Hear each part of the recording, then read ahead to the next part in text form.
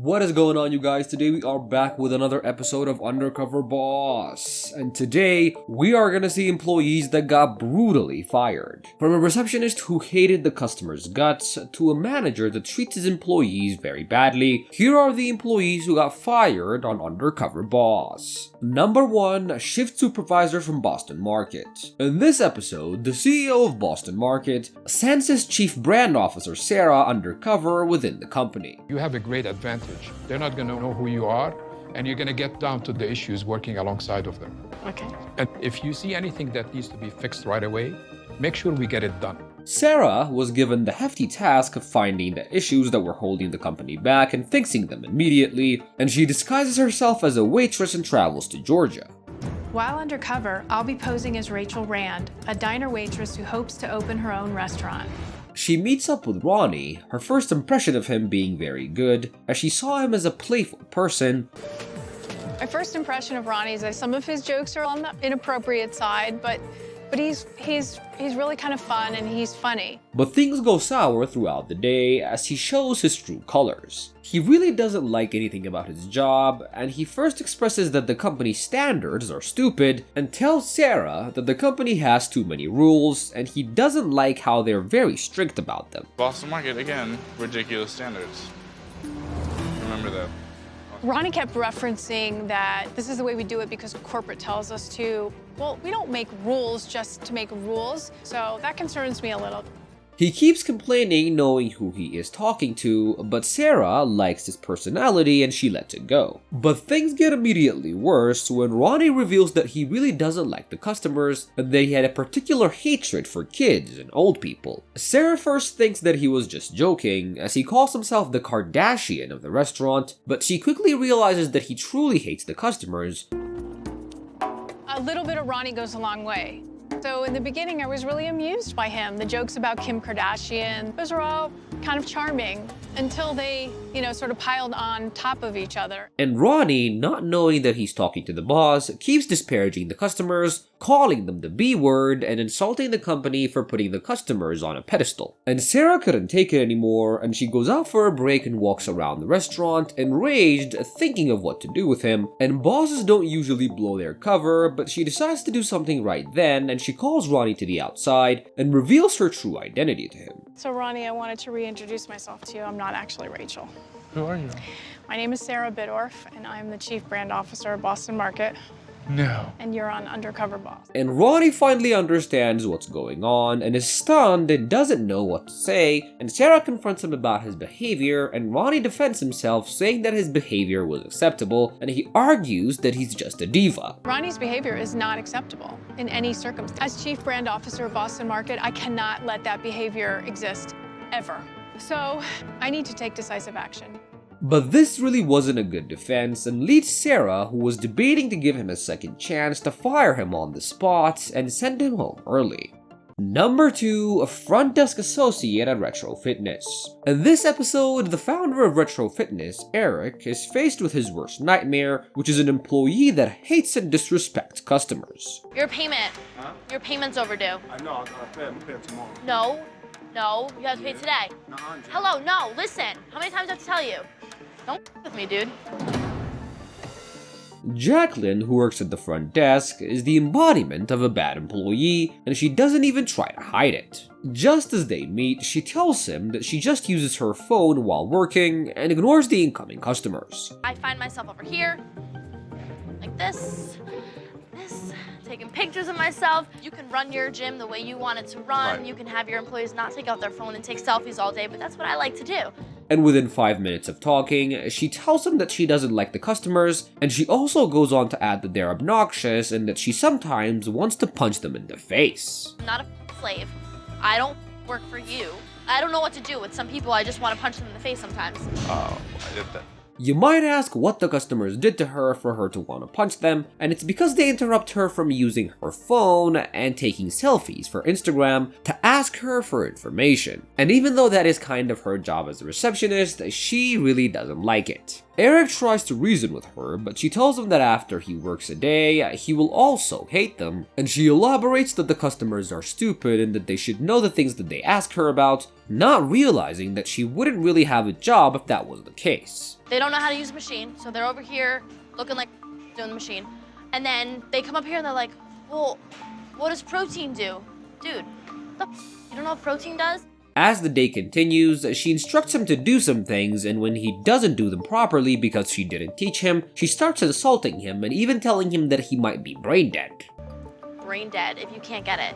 So if you look at that and can't understand it, then you should probably turn around and not do this.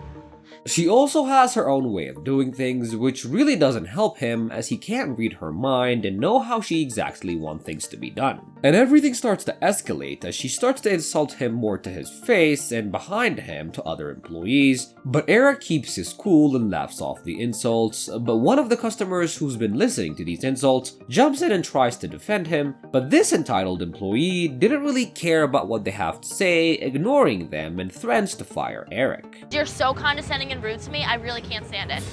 Oh, I would never be. Just wait, baby. Just wait. She then gets into another argument with a customer and starts insulting him. No, you have to pay today. Hello, no, listen. How many times do I have to tell you? Don't with me, dude. And Eric, seeing this, is very angry but didn't want to blow his cover, so he leaves the establishment and goes out to call the franchise owner. After ending his undercover time, Eric finally reveals his true identity to her and confronts her about her behavior toward him and the paying customers. Completely unacceptable was how you treated some of our members right in front of them. But Jacqueline doesn't back down and defends her behavior, which gets him angrier. Things then get more heated, and after Eric invites in the franchise owner, she realizes that she might get fired and starts crying, and starts saying that she was not like that, and lies about what she actually did. And do you ever see that? Do you ever see me do that? No, because I don't do that. You did it in front of the CEO But of I the didn't company. know it was him, obviously. But this doesn't save her, as she's promptly fired by the owner. Number 3, a delivery driver from Danto's Pizza. In this episode, Jane, the chairwoman and owner of Danto's Pizza, I'm Jane Gordiebo and I'm the chairwoman of Donato's. goes undercover and finds out one of her employees is doing something illegal. A lot of people smoke pot, and they will invite me to come in for a little bit, and if I'm not very busy and I don't need to be super focused. Jane travels to Ohio to work on their campus location, and Jane's undercover time actually starts a little shaky as the manager of the restaurant suspects her of being the owner and starts telling the other employees. Thankfully for Jane though, she notices the manager has figured out who she is, Or she thinks something else is going on. So I feel like I only have a short period of time to make this work. I gotta make sure that I pull this off. so she talks to her in private and reveals her identity to her, and then makes her promise not to tell other people, which saves her from getting her cover blown. She next meets with Aaron, who works as a delivery driver, and Aaron is immediately smitten when he sees Jane and plans to impress her with his work. He takes her on a drive for a couple of deliveries and shows her how to do it properly, and his plan seems to be working as she was very impressed by him so far, and she even goes as far as to say that he's the perfect delivery driver. A perfect picture of what a delivery driver is. He is fast, he's non-stop, the perfect delivery driver. Aaron is fast and really polite, and he's also a great teacher, so Jane actually learns to deliver pizza pretty well. They continue delivering pizzas and have fun while doing it, but then things suddenly change when Aaron tries to show how cool he is by revealing that he sometimes smokes weed on the job. A lot of people smoke pot, and they will invite me to come in for a little bit, and I'll kind of indulge. This shocks and angers Jane, and the whole mood changes as what Aaron is doing doesn't align with the company's standards, and it's also highly illegal. Takes a joint someone offers to him. I want to express to him how serious this is, and it's illegal, and it's just not okay. And to add to that, he also drives while high, which could lead to a car accident. But he was oblivious to her being angry, so he continues confessing that he sometimes also does it with customers while he's still delivering pizzas. Is telling me that he's taking deliveries and every once in a while takes a joint someone offers to him. And a disappointed Jane tries to confront him about his smoking and driving habit, but he defends himself by saying that he doesn't really smoke that much and that it's okay. And by this time, Aaron realizes that Jane is not really happy with his behavior, so he just tries to change the subject. As they drive back to the restaurant, Jane offers to drive the car, fearing Aaron is high at the moment, but Aaron tells her that he hasn't done it that day. Aaron also thinks that Jane should chill out and just smoke some weed with him, and they get into an argument about the morality of what he's doing, and Aaron keeps incriminating himself some more. They reach the restaurant, and Aaron asks Jane not to tell his boss as he could get fired, not knowing that he was talking to the person that can potentially fire him at any point. Well, I don't tell my bosses that I do that, and you can't tell my bosses that I do. Do you think if your bosses know, they would fire you? Maybe. I don't know. Potentially. Later that night, we see Jane still angry and contemplating on what she should do with Aaron, and she knows that Aaron is a good delivery driver and actually has big potential, but his actions also put the company at risk. And after finishing her undercover time, she invites Aaron to reveal her true identity and reveals her verdict, and Jane confronts Aaron about his smoking, but unexpectedly, Aaron just denies smoking weed while working. That's never happened while I was working at Donato's, and that You said you did it while you were at Donato's working. A lot of people smoke pot. But this doesn't work, and it just makes Jane angry, so he apologizes and promises not to do it again. Well, you know I have to let you go. I apologize for that.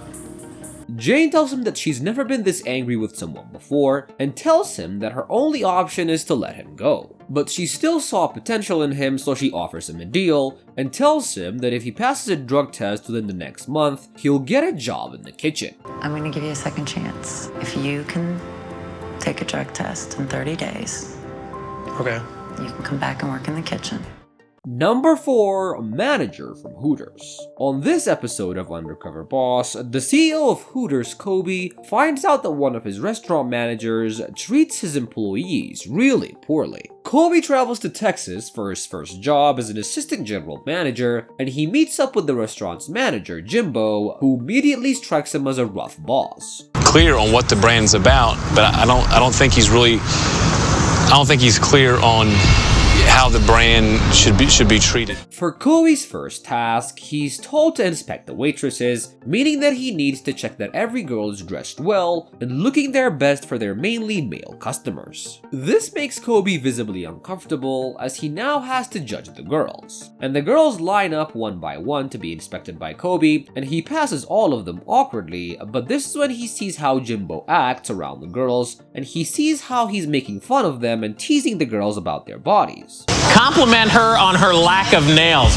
My, those are some non-glamorous nails you have. Jimbo even goes as far as to point out flaws on the girls' appearance, jokingly insulting them, which Kobe can clearly see is making them uncomfortable. The day goes on, with Kobe doing several tasks well and passing through the lunch rush, and Jimbo then gathers the girls as he now has to decide who gets to go home early. Hooters mainly gets customers during lunch, so Jimbo usually lets some girls go and take the day off, but this only happens if they can convince him. One of the girls tells him that she has school to attend to and needs to go early, but he tells them that they need to play his reindeer game first. You might be asking what the reindeer game is, and this is what Kobe's wondering too. The reindeer game are activities that Jimbo makes the girls do, and the winner gets to take the day off. Shove their faces down in the beans and have them clean it up, you know? Right? Suck her down, good times, all right? They seem to like those kind of things. And for the day, he brings out plates of beans and tells the girls to clean the plates only using their mouths. The girls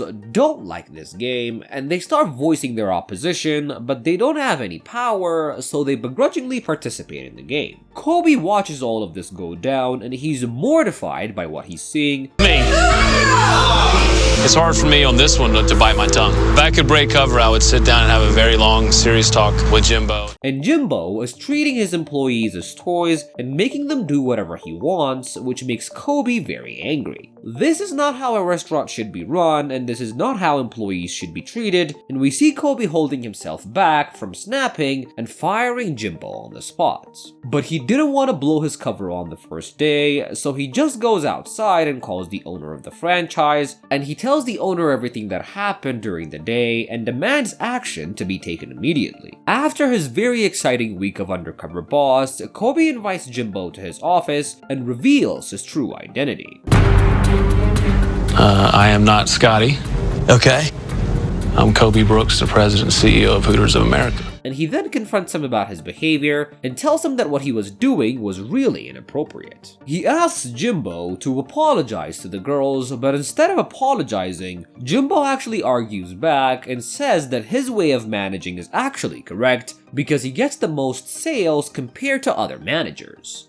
And I do have a track record of building sales, and you can build profit all you want. That's not what I want. But his response angers Kobe some more, and Kobe strongly affirms that the treatment of his employees is more important than sales, and he then condemns Jimbo's disrespectful behavior and decides to fire him on the spot. And that wraps up today's segment, you guys. I hope you guys enjoyed the episode.